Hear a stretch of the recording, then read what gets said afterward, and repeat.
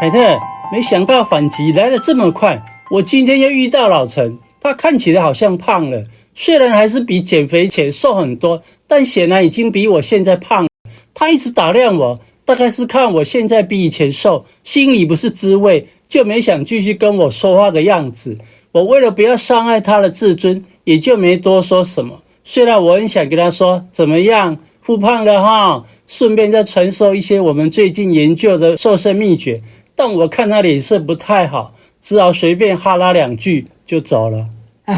这种快速瘦或是瘦太多的情况，就是很容易让人家陷入饥荒的模式。复胖啊，实在很难避免，并不是因为大家减肥没有毅力，而是身体啊根本就不让你瘦啊！我们自己的身体不肯，为什么？为了持续生存呢？以前美国有一个节目叫《超级减肥王》，里面的参赛者动不动就在节目进行中的30个礼拜瘦个几十公斤，有的甚至瘦到100公斤，远远超过1个礼拜瘦0.5公斤到1公斤的正常瘦身速度。这节目是2004年开播的，到2020年才播出最后一季。2016年，美国国立卫生研究院的研究团队发表了一篇研究报告，就是针对这个节目所做的研究。哇，难道是挖出什么节目作假的八卦猛料，还是参赛者根本就没瘦？好刺激哦！不是啦，众目睽睽之下怎么可能作假？他们是找来《超级减肥王》2009年第8季的14名参赛者，对他们6年后的体重和生理变化展开检测和研究，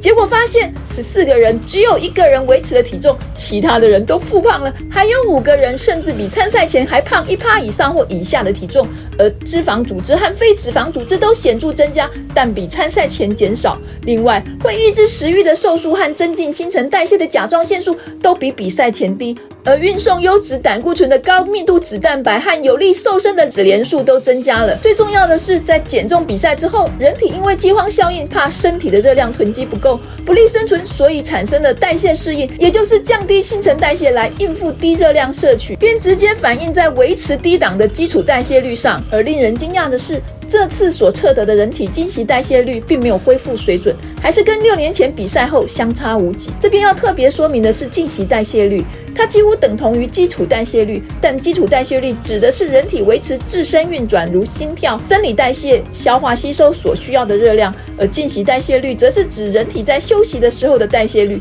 通常除了基础代谢率以外，还包括眨眼或翻身等等所需要耗费的能量，是基础代谢率的 1.2 倍左右。这些参赛6年后，连那些减肥最成功的几位，经期代谢率也依旧很低，必须经历持续的代谢迟缓。超级减肥王这个例子就是证明，快速或大量的减肥会让人体经历饥荒效应，人体为了挽救生命面临能量累积丧失，会使出降低甲状腺素、促使新陈代谢迟缓的杀手锏，来适应人体低能量摄取的状态，而他们的脂肪减少，连带的瘦素也降低，所以食欲也就提高，这是瘦身过程的自然现象。但是大部分的参赛者依旧还是比赛前瘦，所以他们运送优质胆固醇的高密度脂蛋白和有利瘦身的脂链素都增加了，所以只要肯瘦身，还是有一定的红利。等等，脂链素我们讲番茄那集有说过，我记得胖的人身体里面比较少。那你现在讲的瘦素又是什么呢？跟你高蛋白早餐讲的饥饿素好像也不一样哦，它们的作用好像相反。我记得你那时候说饥饿素增加会增加食欲，那这边是瘦素越高会越没有胃口吗？没错，饥饿素是在肠胃道分泌，主要是增加肠胃蠕动，刺激胃酸，让人类对食物产生兴奋感的一种激素。而酵素和脂链素都是1994年、1995年那2年发现的，它们都是脂肪细胞所分泌。脂链素有助于脂肪氧化葡萄糖代谢，而瘦素则是人体内一种控制能量储存的激素。当你脂肪组织中的甘油三酯越多，就分泌越多的瘦素，用以降低你的饥饿感，让你不会再过度摄取热量。所以照常理来讲，你肥胖的时候会分泌更多的瘦素，你就会降低食欲。这本来是很完美的机制，可惜很多肥胖人士往往会发生瘦素阻抗，让人体无法侦测到瘦素，所以就算你分泌再多的瘦素，都不会降低多少食欲。至于瘦素阻抗的问题，我们以后再制作影片来介绍。哇，这些参赛者好可怜哦，减低食欲的瘦素不是下降，就是没侦测到，而新陈代谢又持续低迷，没恢复正常，这真的难以想象。这6年他们是怎么度过的？他们必须要多有毅力，才能克服饥饿，持续减重。所以快速或大量减肥后要抵抗复胖就是一件非常辛苦的事，因此到底要怎样减肥就必须从长计议。你是说他们会代谢变慢那么久，只是因为瘦太快、瘦太多？像我这种慢慢瘦的，会有参赛者新陈代谢减慢的问题吗？我半年才瘦5公斤，在标准瘦身速度以内，以后就不会复胖了吧？个人的体质还是有差。这个研究公诸于众的3天之后，美国食品专栏作家哈斯佩尔就在《华盛顿邮报》指出，大多数减肥的人并没有减掉那么多热量，所以新陈代谢即便因为瘦身而减慢，但不会减慢那么多那么久。不过有个好消息是，我们可以透过阶梯式的减肥手段来对抗这种人体的饥荒效应，让身体一步一步去适应低能量的情况，而不觉得有什么生存危机，就不会产生代谢适应了。2017年，澳洲塔斯马尼亚大学分别对51名肥胖人士做了一项间歇性减肥研究。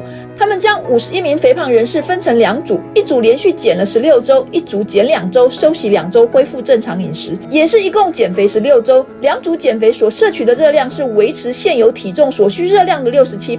而间歇性减肥这组在休息的时候则摄取维持现有体重的全部热量。那这个间歇式减肥跟5-2断食蛮像的，5天正常吃，2天吃很少。对啊，蛮像的。我觉得5-2断食法能够成功，应该可能跟这个原理很像，都能够防止人体因为饥荒效应所带来的新陈代谢降低。不过这个研究的减肥2个礼拜、休息2个礼拜的时间是有依据的，他们是根据美国有一个非常著名的明尼苏达饥饿实验所归纳出来的结论。这个实验是在1944年所做的，主要的目的是讨论如何恢复饥饿所造成的健康损害。这个经典的研究理论里显示，食物剥夺导致进食代谢降低，有一个身体要适应能量突然减低而调整代谢过程的早期阶段，大约2周。所以他们就将实验设计为减肥2周，休息2周，并将休息的那2周命名为能量平衡块，以便让身体有足够的时间拉回本来因为饥荒效应所降低的新陈代谢。那你快说，结果怎样？效果跟一般减肥差多少？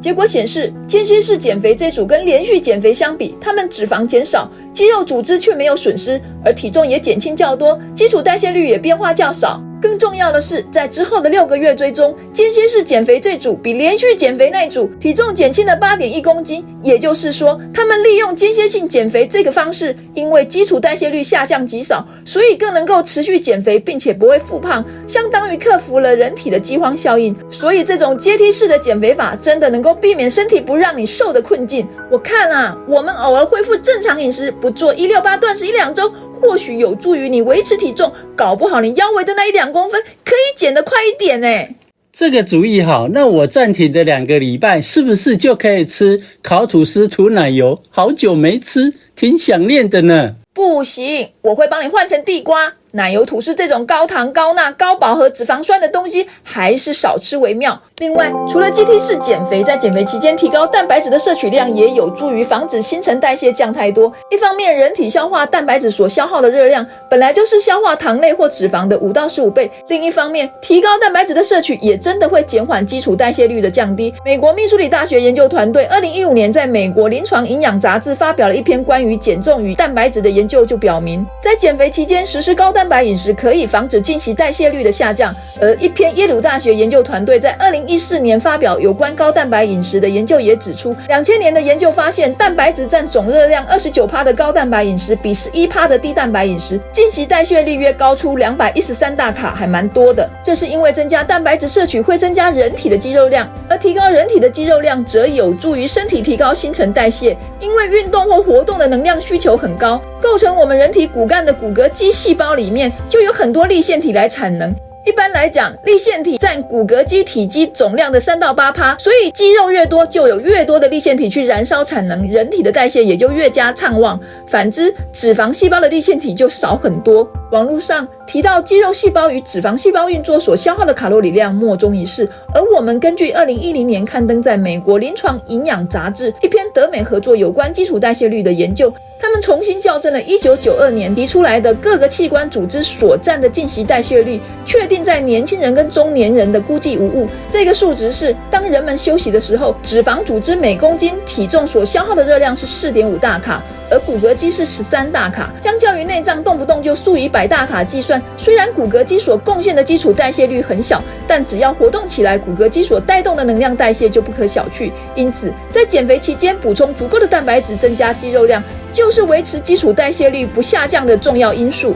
而且还真的比较不饿。我最近晚餐多吃一份蛋白质，睡前就不会饿，也不会想吃宵夜了。对啊，蛋白质的确能够提高饱足感。有关高蛋白饮食怎么吃和高蛋白早餐的好处，我们在这2片影集有介绍，有兴趣的朋友可以去看。另外，有氧运动和重力训练都可以增加肌肉量，提高身体的新陈代谢，让减肥更容易。所以减肥遇到停滞期或复胖，不要害怕，改变一下减肥策略，暂停一下减肥的脚步，让身体有个适应喘息的机会，再加上适度的运动，就可以持续减肥或维持体重啦。我想我还是该找个机会去提醒老陈，不然我怕他复胖起来就自暴自弃，又胖回以前的样子，那就惨了。对啊，你们2个应该放下你们的小心眼，好好聊一聊啦。